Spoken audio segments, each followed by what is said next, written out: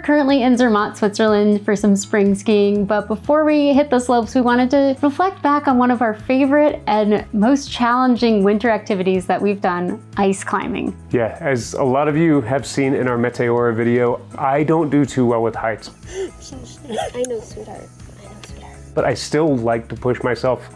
I still like to try to do these challenges because Leanne loves being at the top of mountains and I want to be able to join her. And so we figured we were staying in Canada for the winter and the only opportunity to climb was ice climbing waterfalls. It was an incredible experience. It was really a full day, which started with instruction, and there was never a dull moment. There was never any downtime. You were either learning how to do it or like actually doing it and belaying each other or assisting. And so there was not really a lot of time for us to share our thoughts day of. So we're gonna reflect back on all of the different climbs, and just starting with the instruction, we hopped over the wall. Yeah, we had to climb over a railing of this walking path alongside a river. All of the instructions, and most people, because we were in Quebec, spoke French. And while we're learning French, we definitely don't speak it, nor do we understand technical rope climbing in French instructions. It definitely put our French skills to the test. I kept thinking our Duolingo app has not gotten that far yet, but we did the best we could. We asked questions when necessary, and they taught you how to tie the knots and how to set up your harness, how to belay each other, and all of the safety stuff that goes into it. And then they just kind of sent you out on the wall. Yeah, it was, all right, now here's the pickaxes. You have your spikes on your boots. You're belaying each other. Go for it. And I'll tell you, like, it wasn't so much the heights. While the first climb was a little bit of anxiety for me once I got higher, the real difficulty came in the technique to ice climb. We thought with our bouldering training that we had been doing all winter, we would be really good at this. It's a completely different workout. I think because we're active and we live a really active lifestyle, I thought we'd be better at it. And I realized on my first climb, I was the first one out on the wall. You were belaying me, which I thought was really funny. The final words that you had said to me. All right, Danny, my life is in your hands. Literally. You got me? I hope so. Well, one key rule of belaying is not to tell the person that you're about to belay that you may or may not have them.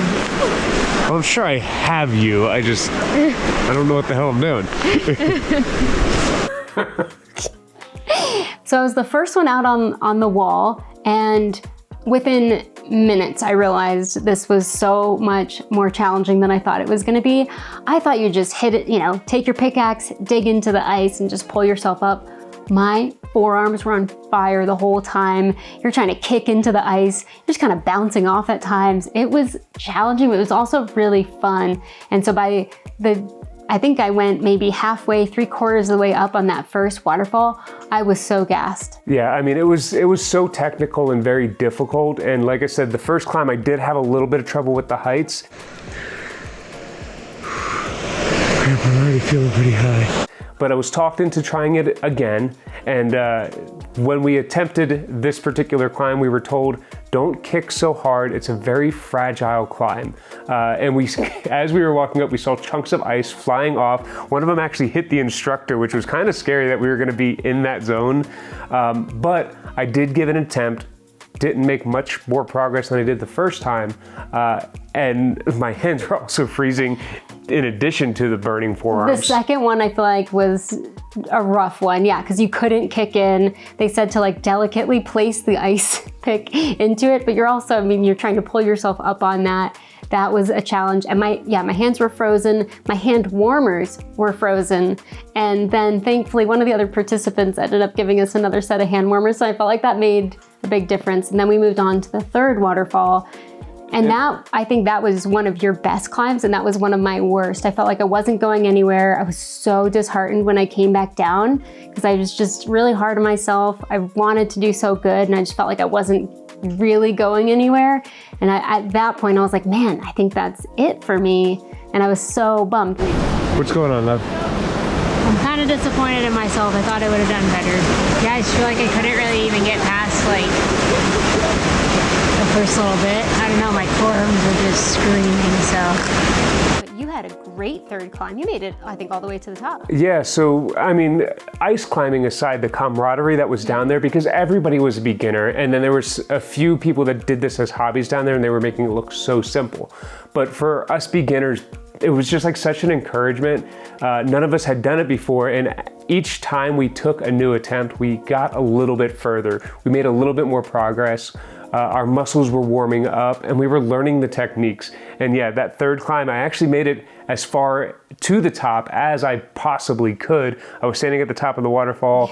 The heights weren't an issue. I learned to trust the gentleman that was belaying me, even though we didn't speak the same language. We were definitely able to understand hand gestures and facial expressions. And I learned to really like trust the rope and rest when I needed before I got gassed out. And that's why I was able to make it to the top. And when I came down, I was so jazzed. You were still like really hesitant, but again, that camaraderie, that encouragement from all the beginners.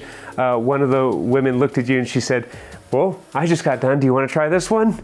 And that's when I jumped into my fourth and final climb, and I'm so glad that I did, because I didn't want that third one to be how I ended the experience.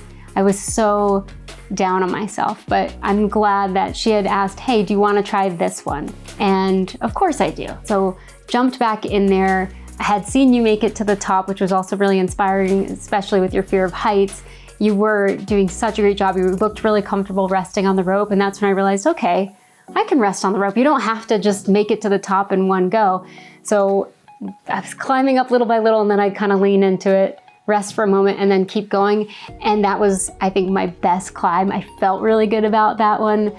And it was on this gorgeous waterfall. I mean, if we can just talk about that for a moment, the scenery was perfect. I mean, it was absolutely beautiful. You have the river coming down this way, you have the frozen waterfall. It was a really quiet, peaceful park, and it was just so perfect. And that final climb, man, I was like so pumped after that one. Pumped, both excited and also pumped via forearms. It was really, really rough at that point, but I'm so glad that we did that. And of course now I want to do it again.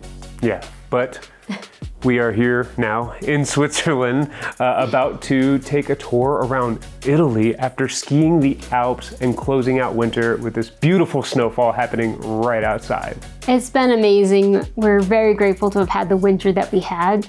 And yeah, we're excited to see what spring will be in Italy. Stay tuned with us, subscribe for more, because we have an epic Italian road trip coming up. You don't want to miss it.